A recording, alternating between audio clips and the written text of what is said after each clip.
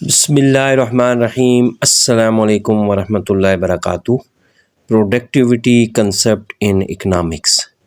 Productivity is the efficiency of production goods or services expressed by some measures. पैदावार उस सलाहियत को कहते हैं किसी भी शय की, किसी भी चीज़, शय या फिर खिदमात को हासिल करने के लिए जो आप 4 फैक्टर्स ऑफ प्रोडक्शंस को यूटिलाइज़ करते हैं, लैंड, लेबर, कैपिटल या फिर ऑर्गेनाइजेशन को, तो उससे जो चीज़ आपके पास प्रोड्यूस होती है वो आपकी पैदावार होती है या प्रोडक्टिविटी होती है। Measurement of productivity, a ratio of an aggregate outputs to a single input or an aggregate input used in a production process. Sometime ऐसे होता है कि आप सिंगल आउटपुट को, इनपुट को जो है वो इंडल्ज करते हैं, लाइक आपने लैंड को यूज़ कर लिया, आपने लेबर को यूज़ कर लिया, आपने कैपिटल यूज़ कर लिया या फिर आपने जो है ऑर्गेनाइजेशन को यूज़ करके आउटपुट को जनरेट कर लिया। और कभी ऐसा होता है कि आप एक से ज़्यादा इनपुट को यूज़ करके जो है वो प्रोडक्टिविटी के प्रोसेस को कंप्लीट करते हैं। ये चीज़ याद रख लें, लेकिन इसके लिए जो आप यहाँ से इन आउटपुट जो है वो जनरेट करेंगे ये एक स्पेसिफिक पीरियड, टाइम पीरियड के अंदर होगा। एक स्पेसिफिक टाइम पीरियड के अंदर जब आप 4 फैक्टर्स ऑफ प्रोडक्शन को का अमल में लाकर किसी गुड्स या सर्विसेज को प्रोड्यूस करते हैं। गुड्स जो चीज़ें हम नॉर्मली यूज़ करते हैं, जैसे हम फर्नीचर यूज़ करते हैं, जैसे हमारे पास फूड्स आइटम्स हैं, कोई भी चीज़। और सर्विसेज जैसे एक टीचर अपनी सर्विसेज प्रोवाइड करते हैं, जैसे डॉक्टर अपनी सर्विसेज प्रोवाइड करते हैं, जैसे लॉयर अपनी सर्विसेज प्रोवाइड करते हैं, जैसे इंजीनियर्स अपनी सर्विसेज प्रोवाइड करते हैं। तो कोई भी चीज़ों को प्रोड्यूस करना या फिर सर्विसेज को प्रोड्यूस करना by utilising 4 factors of production, तो उसको हम प्रोडक्टिविटी कहेंगे। इसको हम सिंपली ऐसे भी कह सकते हैं कि चूँकि जो प्रोडक्टिविटी है वो एक क्रूशल फैक्टर है। वो क्रूशल फैक्टर इसलिए है कि आप उसकी वजह से जो बिजनेसेस हैं हमारे, या फिर हमारे इवन जो हमारी नेशन है, हमारे लोग हैं, हमारी कौम है, उसका जो परफॉर्मेंस है पैदावार की वो बढ़ना शुरू हो जाती है।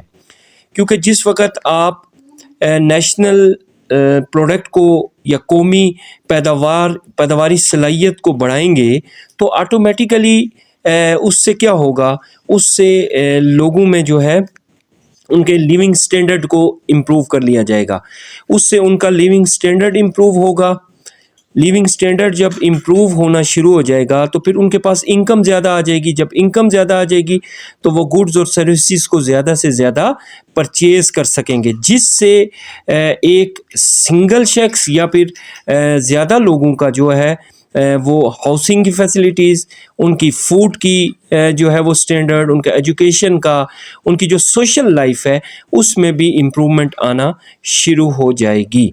तो जिसकी वजह से फिर बिजनेसेस जब प्रोडक्टिविटी को इंक्रीज़ करेंगे, जब प्रोडक्टिविटी किसी बिज़नेस की इंक्रीज़ होगी तो ऑटोमेटिकली उनका प्रॉफिट भी इंक्रीज़ होगा। ये 2 ग्राफ मैंने यहाँ पर जो है वो ड्रा किए हैं।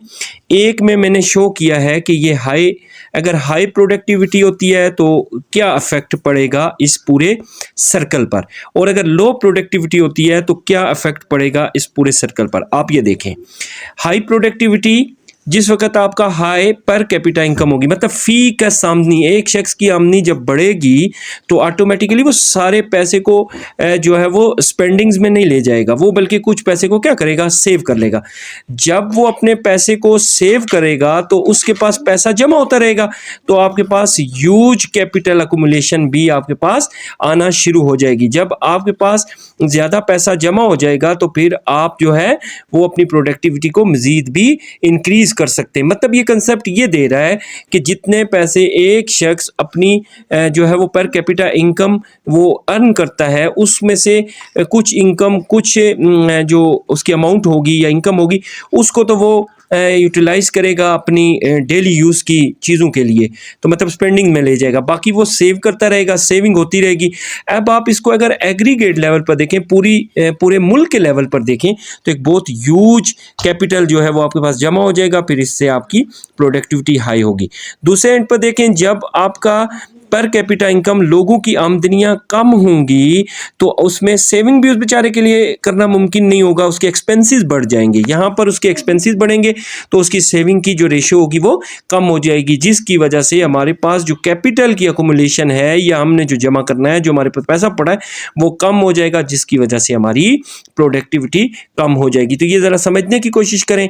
अगर तो हम चाहते हैं कि हमारा जो है वो सेविंग भी बढ़े, हमारा जो है हमारे पास कैपिटल अकुमुलेशन भी जमा रहे और हमारी प्रोडक्टिविटी इंक्रीज़ होती रहे, तो उसके लिए ज़रूरी है कि हम अपने लोगों की इनकम को ज़्यादा से ज़्यादा इंक्रीज़ करें। और ये इंक्रीज़ करना बड़ा आसान है। हम फैक्ट्रीज़ लगाएं, हम प्रोडक्शन जनरेट करने के जितने रिसोर्सेज हैं उनको हम क्या करें, इंक्रीज़ कर दें। जब हम उनको इंक्रीज़ कर देंगे तो ऑटोमेटिकली वो जब यूनिट्स, तो फिर वहाँ पर इनपुट्स की ज़रूरत पड़ेगी, तो लेबर वहाँ काम करेगी, लोगों का लिविंग स्टैंडर्ड बेहतर होगा, तो इस तरह से लोग जो है वो सेविंग्स की तरफ जाएंगे, फिर हमारे पास अकुमुलेशन होगा और at the end high productivity होगी। तो ये छोटा सा कंसेप्ट है हाई प्रोडक्टिविटी। तो प्रोडक्टिविटी 4 फैक्टर्स ऑफ प्रोडक्शन को यूटिलाइज़ करते हैं। उनको यूटिलाइज़ करने के बाद कभी उनमें से चंद